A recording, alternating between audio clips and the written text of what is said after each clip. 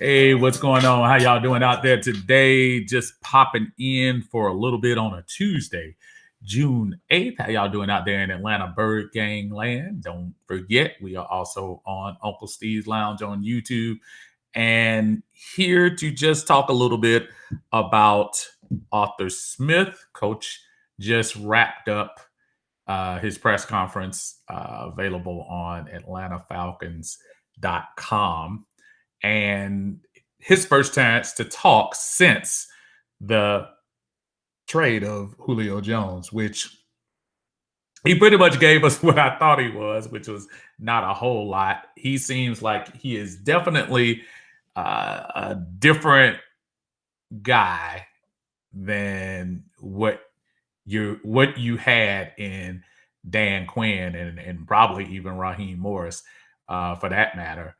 Uh, he is. I don't think he's the. And I'm not saying he has a huge sense of humor. You can kind of tell he does uh, have a little off color quotes, but I think he's just a different guy. I don't think he's the same type person. If you were looking for that Dan Quinn press conference, or looking forward to it, and that rah rah, uh, again, that stuff is gone. I believe Arthur Smith seems like he's kind of a to it, get to it type of guy. Some of the notes that I did take from that when he was speaking about Julio, and by no means did he disrespect him. I think he uh, acknowledged, Julio being here, but I thought it was interesting because he was really trying to put a bow on whatever they were talking about with Julio. I think Jeff Schultz was the first person from the Athletic who was the first person to talk about it.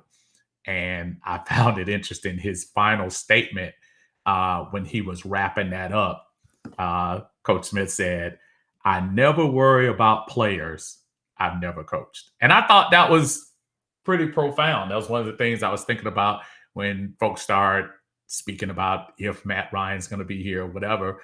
And something that I told people earlier this year when they made the decision to bring in Arthur Smith and Terry Fontenot. And it goes back to the Julio situation where these guys have never coached these guys or been a general manager over these guys. So there's not a lot of loyalty there. So as far as Arthur Smith is concerned, he's never had Julio come to a practice. He's never look, they all respect Julio. Julio is one of the best to ever do it, no doubt. But from a sense of having this beholding to past players, he really hasn't had that experience with Julio. So why would he, you know, go out of his way to just drown him in adoration and things of that matter? He doesn't coach Julio, and I thought that was a pretty profound statement. He did also mention that usually, during the year they have the joint practices with teams, and they didn't do it last year during the pandemic. But originally, and for the past few years, it's always been a team that was pretty close to you, and it used to be Tennessee. But now, since he has left Tennessee, he did acknowledge that they will not be Tennessee. They will be doing joint practices with, it will be the Miami Dolphins. So for those of you who are into that kind of stuff, he will be we will be doing joint practices with the Dolphins, not the Titans anymore, and probably as long as he's here, probably because of the ties, obviously, and the Julio situation doesn't help. He also spoke a little bit about the progression of AJ McCarron and the progression of Felipe Franks. Nothing big time to gain from that, just mere fact that those guys are in the system and they're learning and they're trying to catch things as they go.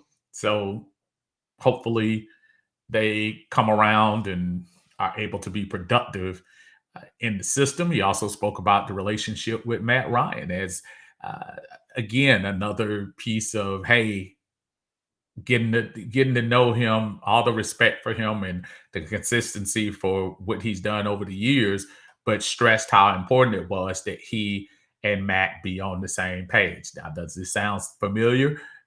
Had a little bit of that in 2015 with Kyle Shanahan. I'm not trying to suggest that the relationship is different, as obviously there were problems in 2015 initially to get through.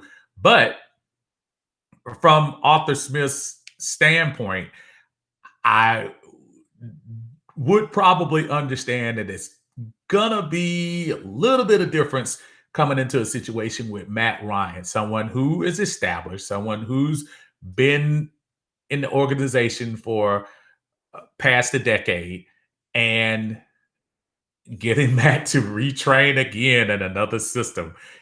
I'm sure it's going to be difficult. The older Matt gets, I'm pretty sure Matt is going to be a little bit more vocal about some of the things they do and how they do things. I wouldn't expect any less from a veteran quarterback, whether it be Matt Ryan or anybody else who's been tenured with the team that long.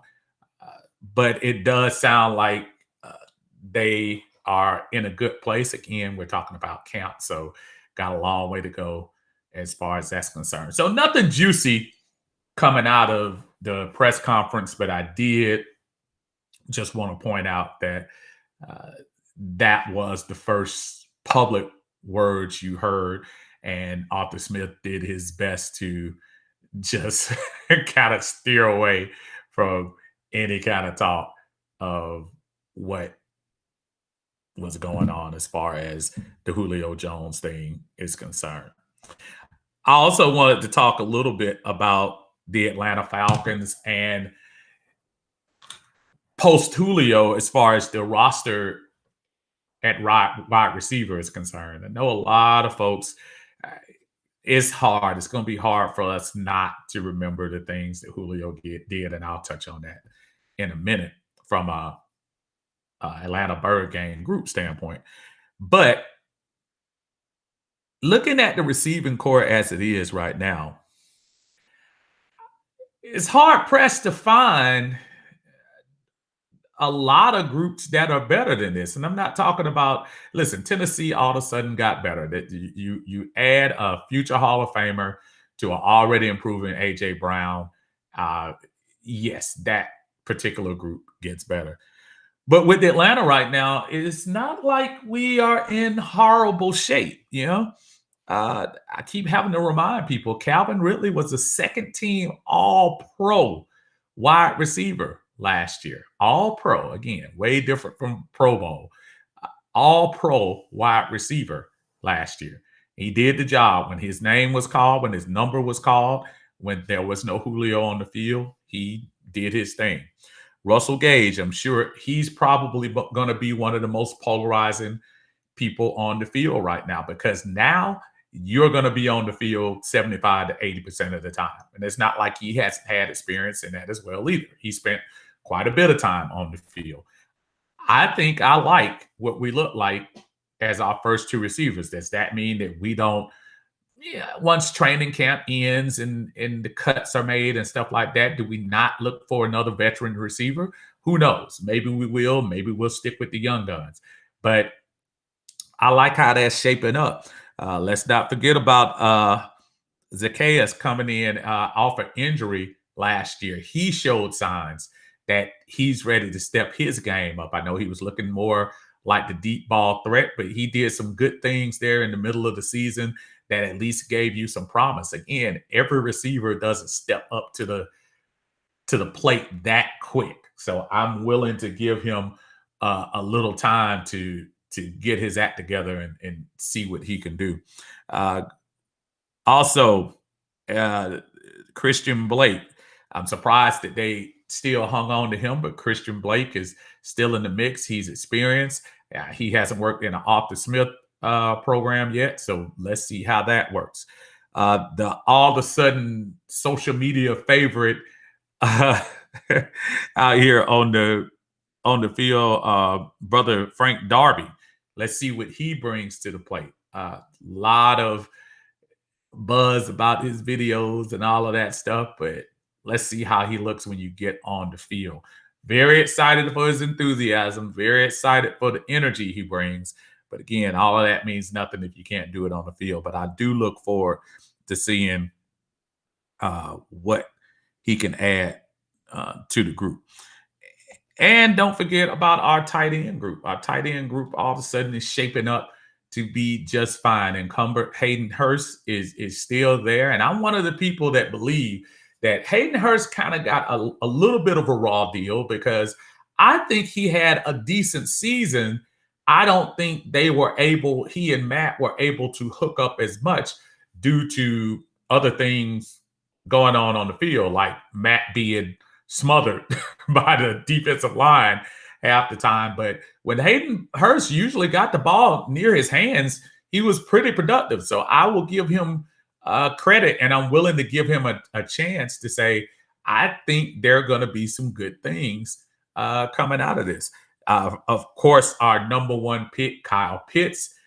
Let's see what happens with that. Kyle Pitts is physically just a monster when you start thinking about tight ends with that size and with that speed that he brings to things. I think he's somebody that could possibly be one of the best in the game in 2 or 3 years.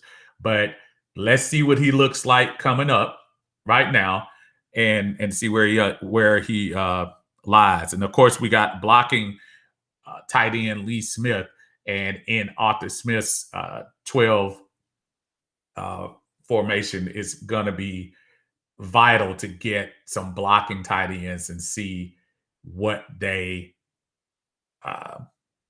come up with as far as that's concerned. So I am truly looking forward to seeing what Arthur Smith can do with that and see what he can do with these folks. Right now, on June 8th, it's hard to project, but I think we're going to have an interesting year. I'm not going to sit here and try to fill you up too much and try to act like we're Super Bowl bound, but I think we're going to be in good shape. What's up, brother Anthony? How you doing? Say, now that Julio is gone, do you think we re-sign Hurst? It's kind of interesting. Hurst will probably, they declined the 5th-year option on him. So he's going to be an unrestricted free agent at the end of the season. It depends on what he comes out like this year. I think you're going to have to make your investment in Calvin, and I know he's already signed. He's already picked up on his 5th-year option, but most of the time going into the 5th year, you see players like him go ahead and sign their contracts so they can start allocating money down the line. So look for Calvin Ridley to get that deal redone. It depends on what Hayden does this year. If Hayden comes to the plate and shows he's a comparable second tight end, because it's obvious that it looks like Kyle is going to get probably the lion's share of the ball, I would imagine, from Matt Ryan. I think it's a good problem to have. Do I think he gets signed June 8th right now? Probably not. Well, let me say this. If he ends up getting 50 receptions, 750 yards, let's see where it is. But Hayden Hurst could be one of those that, hey, he gets that 50 reception and 750 and maybe about 4 or 5 touchdowns. There are a lot of teams out there that need tight ends. And the one thing I did like about Hayden didn't drop a whole lot of balls last year. Hayden was somebody who was pretty secure in catching the ball. So if Kyle Pitts bring his hands that he had at Florida here and combined with what they have with Hayden Hurst, I think we should be good going into 2021. Right now, I think it might be a little early to decide. Let's see what kind of production Hayden Hurst ends up bringing. Tim McCarthy is one of the members who asked me to speak about the receiving core that we have. And I'm trying to tell you, on paper, and a lot of stuff is on paper before the season starts, but on paper, I like what I see. On paper, I think that we may have the ability to move the ball. And we hear this every year about the Falcon offense. I still think, even without Julio, we'll have a chance to move the ball. Now, with the tight end help, will that help in the red zone, which is our biggest, which is started to be a lot of our biggest problems? Younghoe Koo, very consistent kicker throughout the year, but you don't want your kicker leading the NFL in field goals. What that means is you can't get the ball in the end zone a lot. As much as I love what he brings to the game as far as his accuracy is concerned, I would really like it if we didn't use him half as much as we did. We use him on onside kicks, but maybe not so much kicking the field goal. Instead of having 30 plus field goals, maybe we can get into 20 to 25, which means we're getting in the end zone a lot more this year. He did not speak, Arthur Smith did not speak a lot on AtlantaFalcons.com about the defense.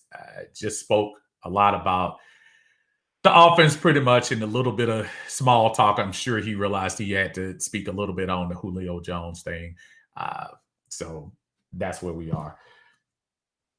It's going to be tough. And I realize in Falcons group, especially with the numbers that we have, and one of the things that's great to me, being one of the group of fine admins that we have in the group, is that we try our best not to limit conversation about what's going on. I think this is a huge story. This is one of the bigger off-season stories, not just in Atlanta, but in the NFL. They are still talking about this trade on ESPN, on Fox News, on CBS Sports, on NBC, on XM, Sirius XM Radio. This is a conversation that continues to be one of the top stories, even 48 hours later. I know I've seen a lot of folks that are already tired of it. I understand and I get it. But I think what everyone has to realize is when you have a group with a lot of folks in it, everybody doesn't read every post that comes by. And matter of fact, every person doesn't even get every post that is posted. The way that they do the algorithms in Facebook is mesmerizing, and I still to this day don't realize how they mix and match all the time. But you're gonna get a lot of Julio posts, folks. For those of you who just truly cannot stand any more talk about Julio and any more talk about mad that he left, whatever, you're gonna have to get a tough institution for the next probably month or so, or maybe even until we kick off. When you talk about somebody who meant so much to this franchise and he's leaving, you're going to have a reaction, whether it be on the side of good riddance or whether it be on the side of how could y'all let him go, or whether you be on the side of I'm just tired of talking about him. This is a Facebook group, and on Uncle Steve's Lounge, you can talk about whatever you want to on there, but just realize that your opinion is what it is. It's your opinion. It doesn't mean that everyone is going to be in agreement with what you're thinking. So I just ask those of you who continue to, express how you don't want to talk about this every day. You don't think this is worth talking about. Just take a deep breath and realize that for the most part, this will probably be over. I don't know, close to probably the preseason. And guess what? It's probably not going to be totally over even then. This is a franchise that you still see posts about February 2017 and 28-3. You still see posts about Mike Vick from the mid 2000s. You still see posts about Matt Ryan, should he stay? Should he go? And that's been decided months ago. So we have to be able to be flexible enough to realize that we all have different opinions. What I and most of my colleagues are trying to do is kind of facilitate to say, yeah, we get it, but just understand there's there's a difference of opinion. 30,000 plus folks. And obviously everybody isn't posting, but you're gonna have lots of different thoughts on these things. So don't get discouraged. I encourage you to put your own post up. I put your own post up. If you feel like we should be talking about the defense and the defensive changes we should make, post it, put it up there. If you really look at it and look at the things that we show, it's the same probably 30 to 50 people that post in the group every time. So if you want your voice to be heard, put it out there. And if you get tired of that you get tired of it, put your thoughts. What's going on, brother Dre? How you doing? I see you, Cam. Thank you very much for joining us today. Just a little afternoon delight here on a Tuesday, talking a little bit about the press conference earlier this afternoon from Arthur Smith. Not a whole lot. Touched very briefly on Julio Jones and made it clear. Again, my quote of the day is going to be from Arthur Smith. He says, "I never worry about players I have never coached." And I thought that was just profound. And I think that's how you have to look at it. He's not gonna put up with the foolishness of talking about Julio 24/7 because he's a coach. He has business. He has things to do as far as that's concerned. I don't think he wants to waste his time. Brother Cam says, do you have any more insight on the dead cap hits regarding Julio? It's still just 7.5 or more. So this is what happened with the Julio Jones money. The money goes like this. Julio's base salary is what is picked up by Tennessee. Julio was owed $15 million this year. I think it's $11 million next year. And it might be either $12 or $11 million a year after that. But I know the next few years, his base salary is what's covered. We have to cover the bonus money that he received ahead of time. Julio has already been paid his bonus. His bonus is already taken care of. That's the part that you can spread out for the length of the contract. So in this particular case, we still owe, not owed physically. We still have to account for that bonus money down the line. So Julio still has some $22 million that we have to account for. But because we traded him, we can spread that money out. So this year, it'll be 7.5.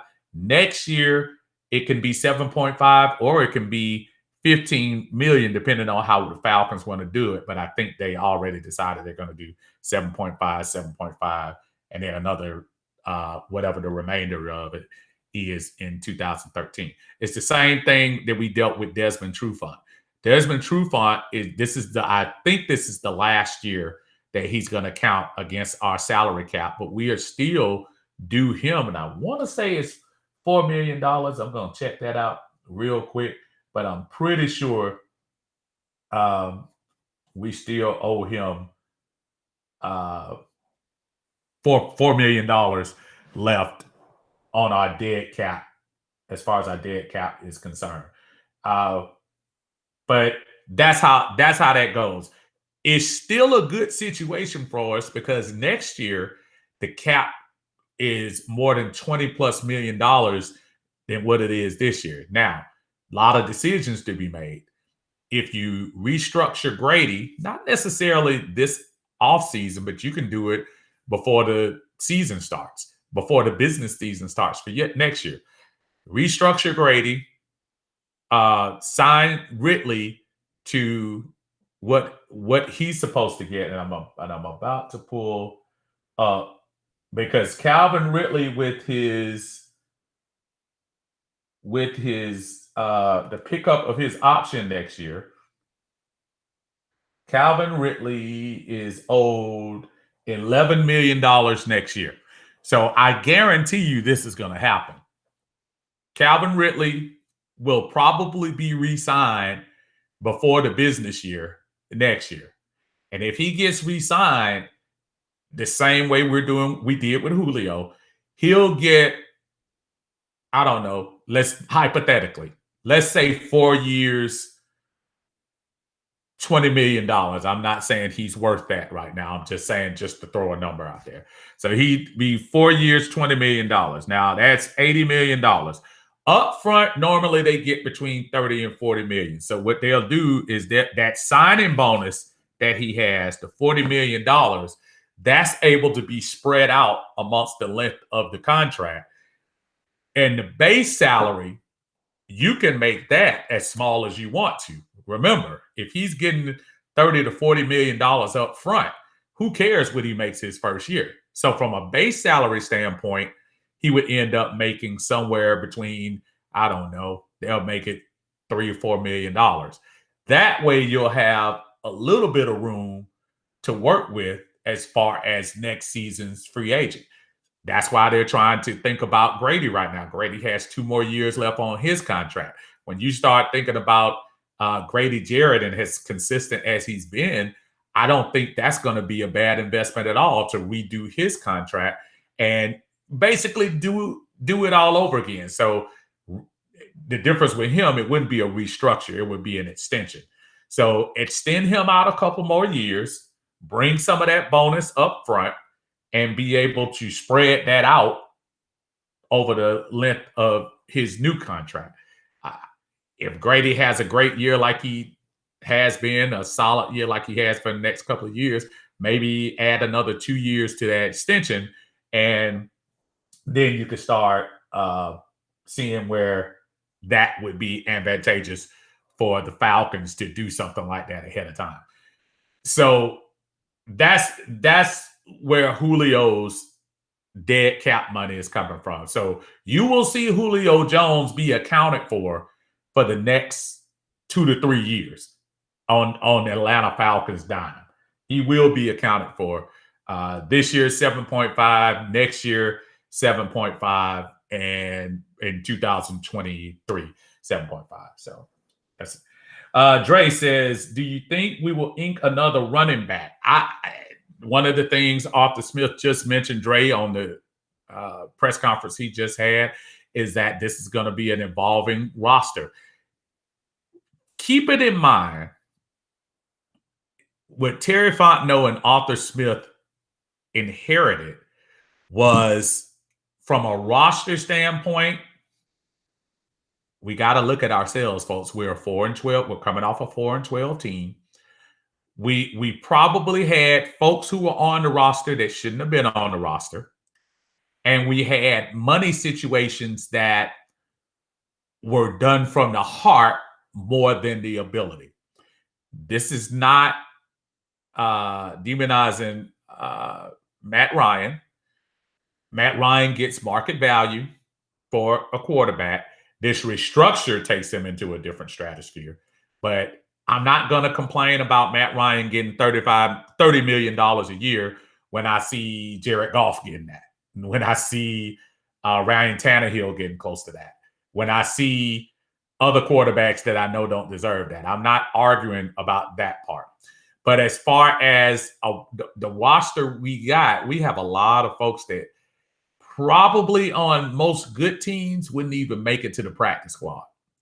So to your comment about running backs, looking at our depth chart, which I happen to just have the depth chart right here. So running back, we're looking at Mike Davis, Cordell Patterson, Quadre Allison, and Tony Brooks James. So that's not a list of running backs that's going to stand out and scare you just from listening to. Does this mean they don't have the ability to get the job done? I didn't say that. Maybe not. I remember a couple of years ago when everybody was throwing the Indianapolis Colts under the bus, and all of a sudden Marlon Mack, who nobody thought Marlon Mack was going to be the guy. Marlon Mack, matter of fact, he only got that job because, and I'm losing my mind on who got hurt early in that year, and he ended up just taking over and having a good year. So none of those guys that I just mentioned for the Falcons scare you. So what happens is, Dre, now you got to start looking during the preseason. There are a lot of running back. There are some teams that are overcrowded with very talented running backs. Start looking on the waiver wire when we get to that week 3 of preseason, because it's only 3 weeks this year. Start looking on the waiver wire and see if it's people that you can pick up. Maybe even start looking at people you can trade for. That one team might have a plethora of running backs that they can afford to get rid of. You have to start looking at things like that going into a season, especially when you know you're void of absolute true talent. I am 100% rooting for Mike Davis, not only from a hometown standpoint, but just hoping that he can give us some decency of a running game. I know Todd Gurley scored touchdowns last year, but he didn't consistently give us that running game that kept people from going in and just demolishing Matt Ryan, because they knew we were going to throw 75% of the game because we didn't have a running game. You have a running game in the NFL, it makes your offense so much better. And I think what Arthur Smith is tasked with is rebuilding that run game.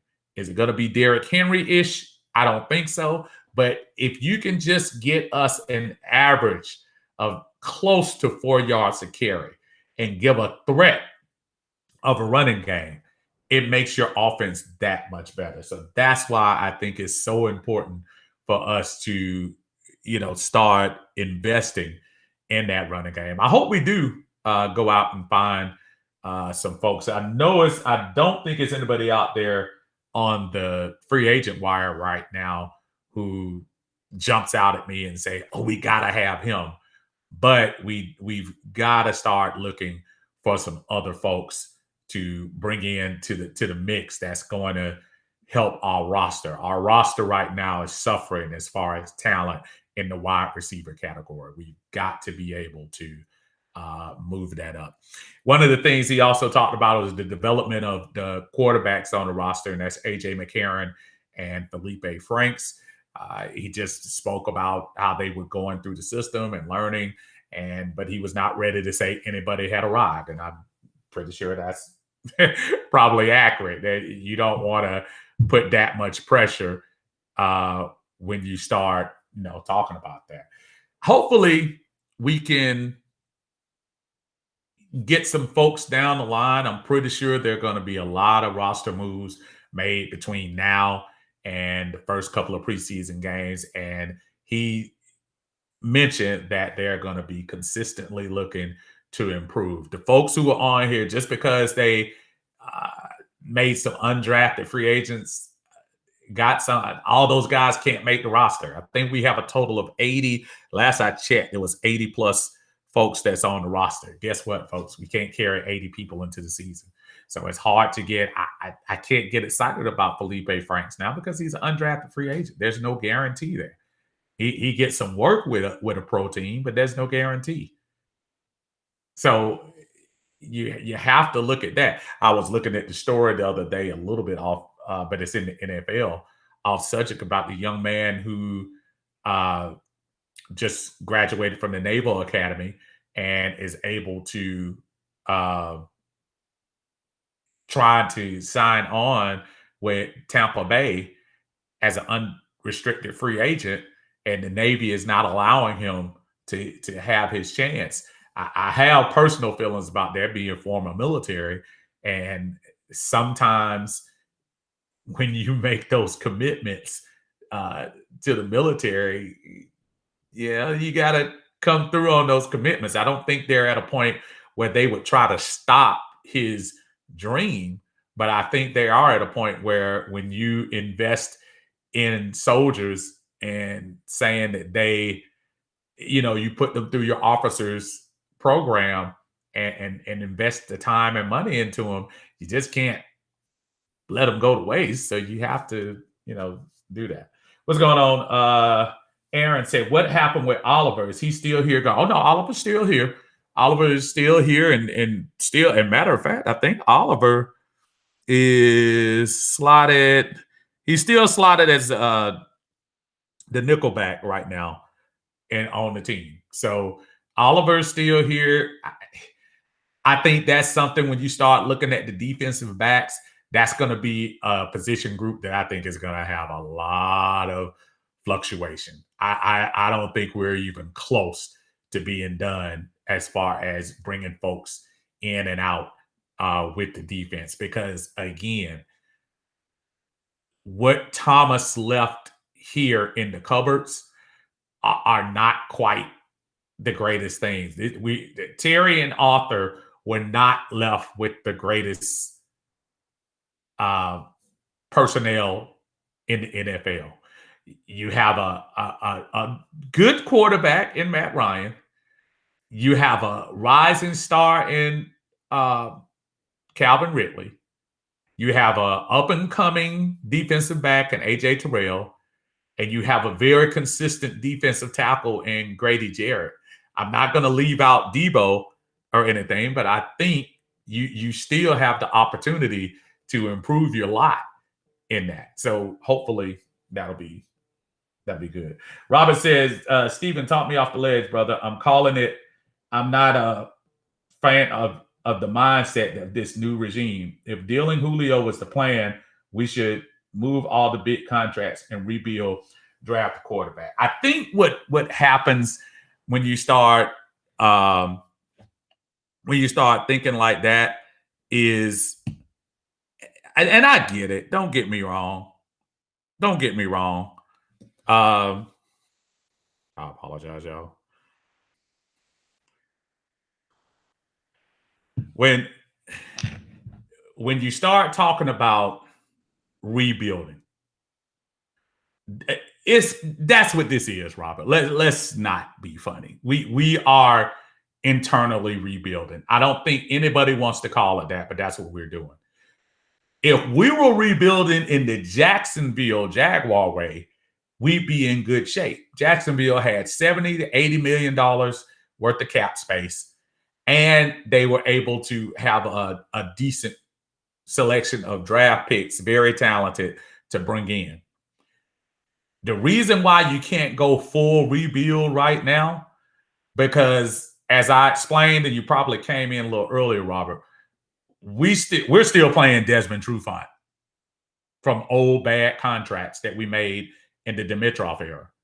And we're going to be paying off bad contracts right now with Julio, at least the bonus money. We're going to be paying for that for the next couple of years as well. So when you start talking about admitting to your fan base that you are going through a rebuild, you can't say it publicly with a 36-year-old quarterback still on the roster and still commanding almost 1/5 of your salary cap. I think what they're trying to do, they're kind of smart. They're doing the 1-year contracts. And I say smart. Terry Fontenot them don't have a choice. If we had $50 to $60 million coming into the season, then this would be a different roster. But you don't. We came in the red. We had to restructure a quarterback that I don't think, if you were to ask them man to man, and ask them 5 years from now, I don't think Terry Fontenot or Arthur Smith came into this team and said, "Ooh, I see Matt Ryan being our quarterback for 4 to 5 years." Because I think if they did, they would have said it from the beginning. And they didn't. That's why you had a lot of the talk about drafting quarterbacks in here. And that's not a knock on Matt Ryan. That's saying these are two guys that's coming in and want to do things their way and mold the franchise in a way that they think is going to win. Thomas Dimitrov had the ability, because of what happened with Mike Vick. He had a brand new, had nobody in the quarterback position. So he basically could have brought anybody else in there, the quarterback he wanted. Turned out to be Matt Ryan. Turned out to be a decent position. So yes, I agree with you when you say, yes, it is kind of a rebuild, but because of what the salary is done, and people don't, I know people are tired of hearing about salary cap, salary cap, salary cap. But guess what, folks? This ain't Major League Baseball where there is no salary cap. And the Yankees can spend $50 million on every player if they choose to. It makes a difference. So you can't do that. Uh, the next two seasons are going to be rough. Falcon fans, buckle up. And you're right, it is. I think we're going to be better than 4-12. I do think that. I think we will play better than 4-12. I agree with that. We will. Tobias says Julio wanted the new regime to kiss behind. Julio has showed us he's a diva behind closed doors by wanting everything his way. It's interesting, Tobias, because again, I try not to. I only go by what I see, and obviously what you guys see. As I'm sure, Tobias, you've seen the things about he's been upset ever since Dan Quinn left. He's been, sulky since then, and turns out he wanted to leave in March, which shouldn't come as a huge shock because if you think about Julio since 2017, Julio hasn't come to Wednesday practices, usually rarely comes to Thursday practices, and will always show up on Friday. He definitely did that last year and definitely did it in 2019. I'm not trying to say the man wasn't hurt, but all I'm saying is other players see this particular stuff going on behind the scenes. Dan Quinn enabled that. Thomas Dimitrov enabled that. So if you had somebody that left the organization who basically coddled you like that for that many years, I guess I'd be a little sore too. I'm not making excuses for him. I'm saying I get it. 2018, you went to management. Oh, I need $2 to $3 more million. I'm being underappreciated. They worked it out for you. 2019, I need a brand new contract that shows that I'm the best wide receiver in the game. You were accommodated. You were the highest paid receiver, still the second highest paid receiver before the trade. Still. And that wasn't enough. So there had to be some other stuff, which sounds like the Dan Quinn thing might have taken it over the top. I'm at a point where I just say, hey, maybe it was good to make that move. And I think we probably would have had a chance at a first round pick because it was kind of under the table. I think the Shannon Sharp thing, as much as people don't want to say, I think that made a big difference.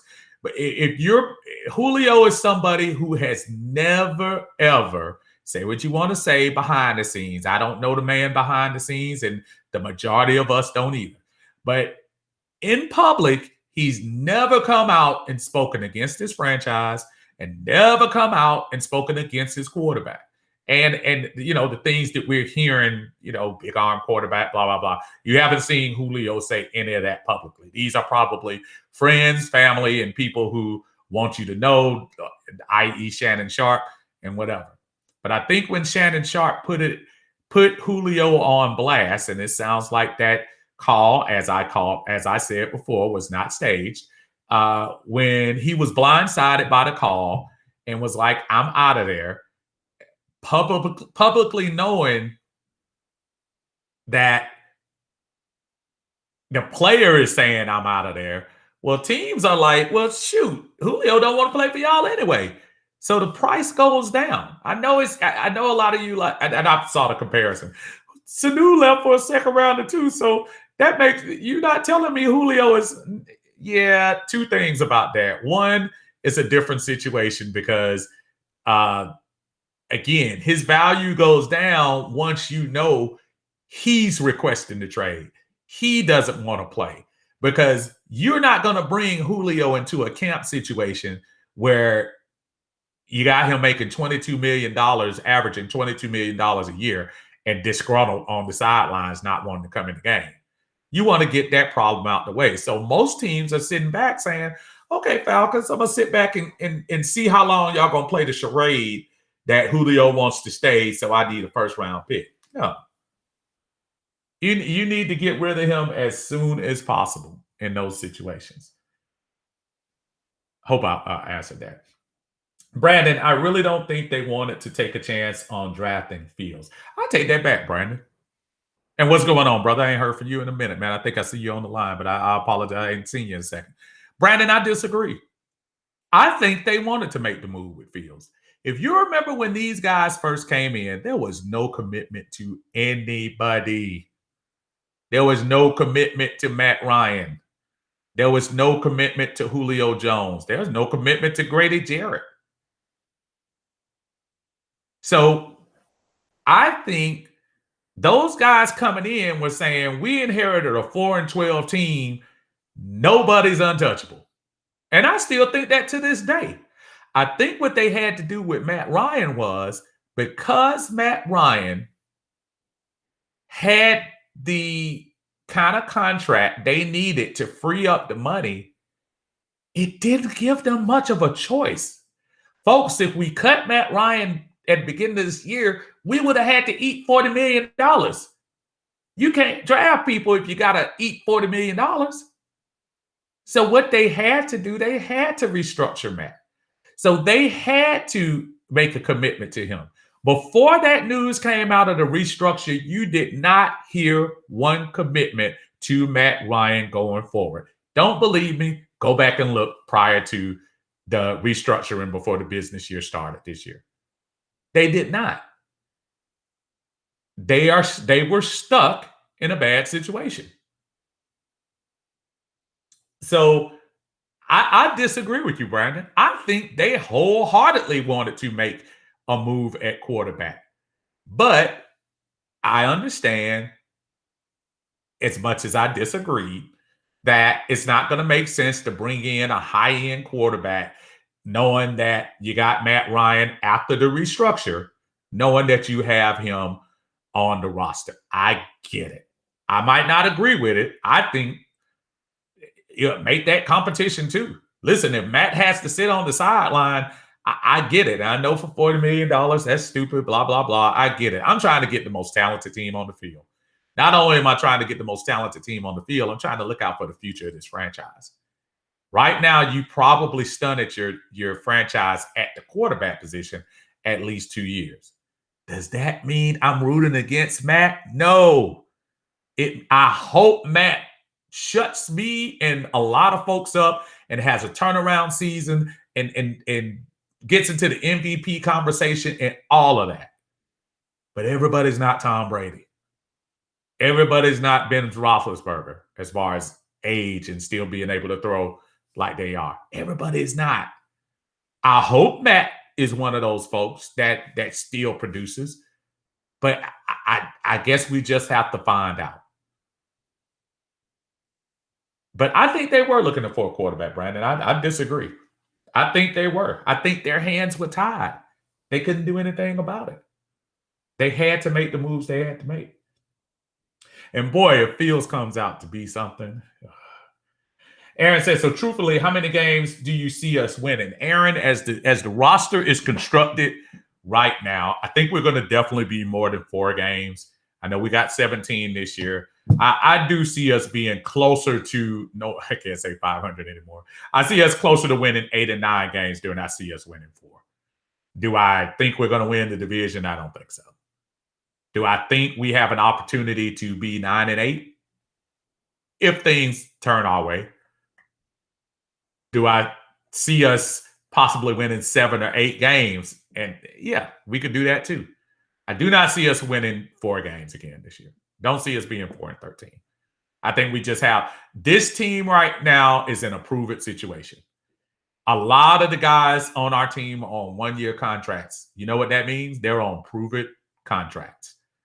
So guys aren't going to come out this year trying to, just earn a paycheck. Guys are trying to look for their next jobs. The Eric Harrises of the world, the folks like that.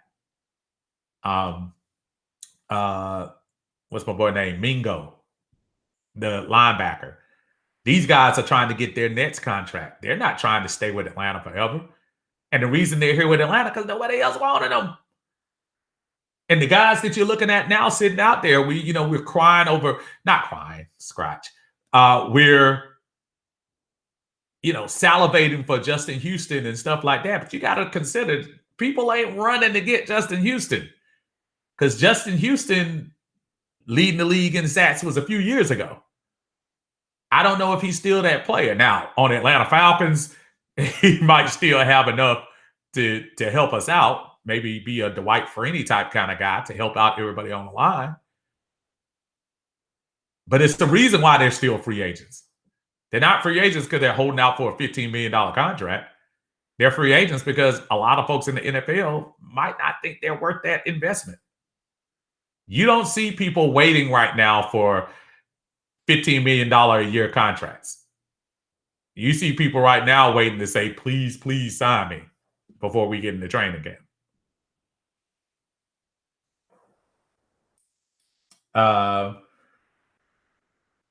Brandon says Arthur Smith's been cussing out folks at practice already. Safe to say it's a new day in Flowery Branch.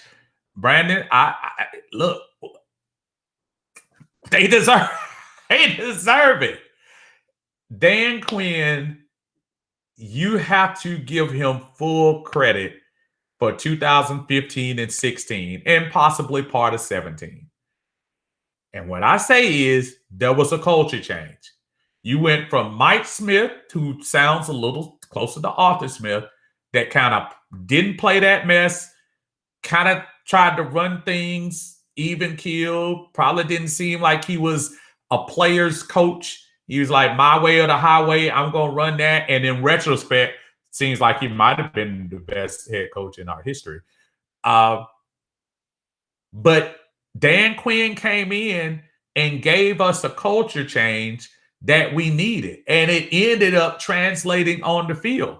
I know everybody. I want the man gone too last year, but I'm saying you got to give him credit for that change that he made from stoic to whatever to bringing some type of life or some type of excitement and the brotherhood mantra. He brought that to this franchise. We needed it at that time.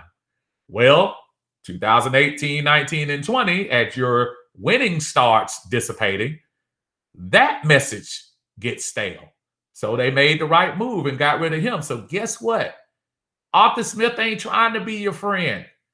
Arthur Smith not sitting here ready to drown you and shower you in compliments and flowers and applause and all of that stuff. Arthur Smith said, I'm coming in here to do a job, and I don't care who you are, Matt Ryan. I don't care who you are, Julio Jones. I don't care who you are, Grady Jarrett. Y'all are on a 4-12 team. Nobody's going to say great, but yeah, you weren't part of the 4-12. So when I keep hearing that silly narrative, oh, he's a great player. He's a great player, and it was just the defense. Yeah, you can say the defense didn't help, but you're still the leader of a 4-12 team. Julio Jones, you're a great player, but you're still part of a 4-12 team. Steph Curry might have played the best NBA basketball for the last 4 months of the year, but his team didn't even make the playoffs. So, it's all relative. Nobody cares about, those kind of stats and those windows that you put them in. You got to win, man. We got to win. Arthur Smith cares about winning. Arthur Smith could care less about anything. And I loved his quote. I never worry about players I haven't coached. So he's not going to have a lot to say about Julio. He never coached a man. Robert said the cap situation really put us in the hole. Wishful thinking on Matt, brother. Listen, again, Robert, and I know you've been listening, the Jacksonville situation, as much as we look back and we talk about Jacksonville. Jacksonville has a better chance of turning their season around than the Falcons. Jacksonville has had the cap space this summer, and they had the draft picks. They had a good combination going into this year to really have a good turnaround. Don't be shocked if Jacksonville turns out to be close to 8 wins as opposed to where they end up 2-14 or 1-15, whatever they were. They have a better chance of turning around than the Falcons do. The Falcons basically had to take whatever was left. The Falcons had to sit back and wait for all the big names to come by and then hopefully get somebody on the other end. So, yes, that salary cap, I know people are getting tired of hearing about it, but that salary cap is real. Robert said we'll be picking in the top 5. I hope not. I hope not. I don't think we're one of the bottom 5 teams. I don't think we're worse than I'm just going down the line. I don't think we're worse than the Jets. I don't think no, I just said that about Jacksonville. It's kind of the jury's going to be out on that. I don't think we're worse than Oakland. I don't think we're worse than well, the Chargers could be a different. I don't think we're worse than Denver. I don't think we're worse than Houston.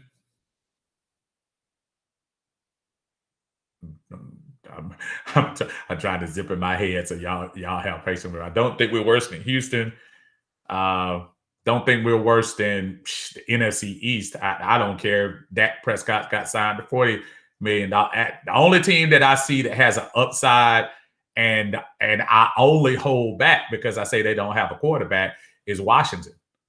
But Dallas, the Giants, and the Eagles, I don't see any of them teams being that much better than us. I don't see Detroit being better than us. And my shock team of the year, y'all, don't be shocked if Seattle doesn't do a lot this year. Don't be shocked. And I don't think that's just Russell Wilson talk. Don't be shocked if the Seahawks have a down year this year. Aaron said they should have kept KZ and let Oliver go. Again, you're talking about evaluations from new folks, new eyes. I saw KZ KZ was pretty much a ball hawk in this organization. But these are different eyes looking. These are different scouts looking. These are different folks making evaluations. And I have to give these guys an opportunity, just like I gave TD an opportunity to see what he could do with the roster. And if they say KZ may not have been worth the re-signing, I don't know how much KZ would have wanted. I don't think KZ was going to take a cheap contract.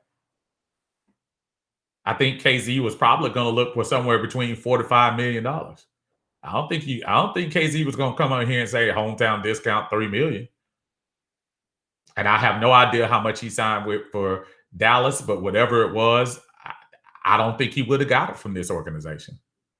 I think they say, you know what? We rather start over at safety and go at the safeties we have and try to, build those guys up as opposed to, paying these guys more money.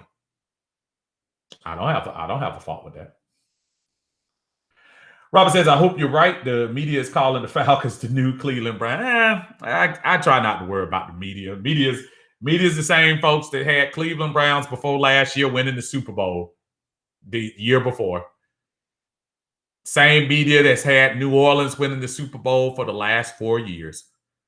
I buy those magazines every year. I can't wait till they come out too. And the same media that had every year, New Orleans versus Kansas City, New Orleans versus New England, New Orleans versus whatever. New Orleans can't get out of the first round every year. Same stuff. So I'm not feeling any of that. Got to put it on the field, man. The stuff is just amazing.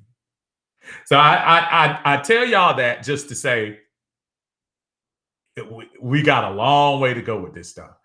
And be patient because the naysayers and most of the guys I see on this list right there, y'all are real diehards because I look at most of y'all's comments. Most of the naysayers are going to say we're going to suffer without Julio. That's going to come. Be patient. Y'all, you're going to hear it. You're going to even see it in the group. Don't get mad at them. Let them go. You're gonna have some people that's gonna jump ship and gonna come in here with a Tennessee Titan jersey. I was about to shut somebody down the other day. Somebody, and I had to realize I got to stop that. I'm not the censor police. But I saw somebody come out with a post and had Ryan Tannehill talking about showing a front picture of Ryan Tannehill throwing the ball, talking about just throw the ball up Julio or AJ Brown. I'm like, who gives a crap about Ryan Tannehill and why is he in our thread? I could almost see if Julio Jones is still in the thread. I look, this divorce just happened. That divorces don't end well. I can't stand that. But guess what, y'all? Y'all gonna see it in the group. Don't get mad. Don't get angry. You're gonna see it in the group. Have patience. I think we're gonna be fine. But it is gonna take time. It's not gonna happen overnight. It's not gonna just all of a sudden, first game, Kyle Pitts makes 10 catches for 150 yards. I hope he does. But I like our receiving core. There's nothing wrong with what we got. Odolph, what's going on, brother? Say, I don't see the Seahawks have an offseason since the arrival of Russell. Maybe 1 year Russell can carry that team. And Odolph, he's one of the players that I always talk about. You're absolutely correct. You're accurate. Russell takes garbage up there in Seattle and turns it into something sweet every year.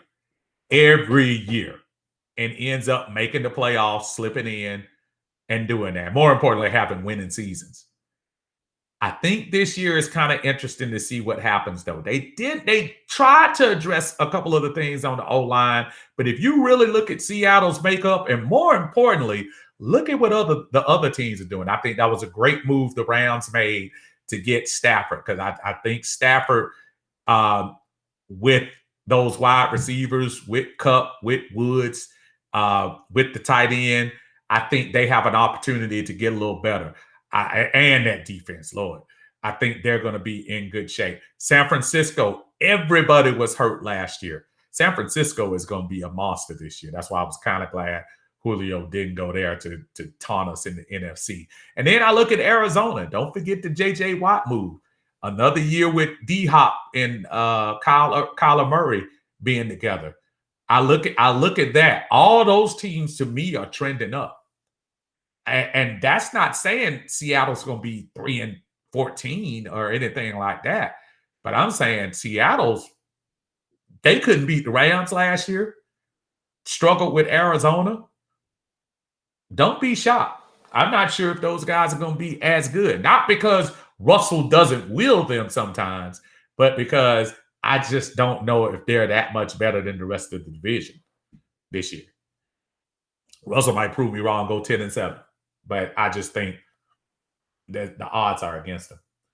Aaron says, I think we'll be good without Julio. I think we will. Brandon says, I like Zacchaeus and them too, though. We might be all right. I think we're going to be fine. Again, not only Zacchaeus, I keep saying Russell Gage as if he didn't catch 70 passes last year. He caught 70 passes, so it was not like he a scrub. He's not a scrub on there. I mean, he proved 1 year that he can do it. Now he's going to have to step his game up into wide receiver 2 mode. But he also showed me that he can. He goes across the middle, gets some tough passes. I've seen him go out wide and get some. And Lord have mercy, I've also seen him throw 50-yard bombs that a aforementioned Falcon wasn't able to catch in one of the games, if y'all forget about that. So, Aaron says our receivers will rise. Brandon, Arizona drafted that big linebacker from Tulsa. That's right. I forgot about that. And they drafted Wilson last year. Again, Arizona is trending up. And with J.J. Watt there to help that defense now, and Kyler with 1 more year, I said everybody else in the NFC West is trending up. This is not saying Seattle will be horrible, but they got a lot of work to do in that NFC West. Brandon says Gage caught 70 balls and 6 touchdowns. And I don't even know how many touchdowns Julio caught. But again, that's 70 balls and 6 touchdowns with Ridley on the other side doing all pro work. So add Kyle Pitts into the mix. Add that Hurst will be on the field now in a 2 tight end set. And hopefully to get any kind of production out of the running game. If we can do any of that, I look at us to do a lot better things when you start looking at the progression of this team. Am I here to predict Super Bowl? No. But I am saying I think we're going to be better than 4-12. I think we're going to win more than 4 games. And the NFC, again, the NFC is not the daunting conference that it was a few years ago. I look at the NFC and I see maybe 3 teams, possibly 3 teams that I just say, you got to say it about as much as I can't stand giving Captain America any credit. You got to say what you can about Tampa Bay. They brought every single person back off a team that won the Super Bowl by 20 points. You got to give them credit. Green Bay, if they don't have Aaron Rodgers, I'm not saying Jordan Love couldn't do the job, but I am saying that's going to be a different looking team. The Rams defense can go with any team in the NFL, so you got to give them credit. There's nobody in NFC East I'm going to sit up here and try to act like they're a factor. So you're only talking about 3 or 4 teams in the NFC. And it's 7 teams that get in. Folks, Chicago got in the playoffs last year. Chicago got in. So that's crazy when you start looking at that. But anyway, y'all, I got to get going, getting ready to go to work here in a little bit. Just wanted to stop in and have a little conversation with y'all. Y'all take care of yourselves, and I will holler at y'all later on down the line. Just wanted to give y'all a little bit of talk about what we're doing with the team. So enjoy your Tuesday. I'll definitely holler at y'all Sunday. Y'all have a good one. Take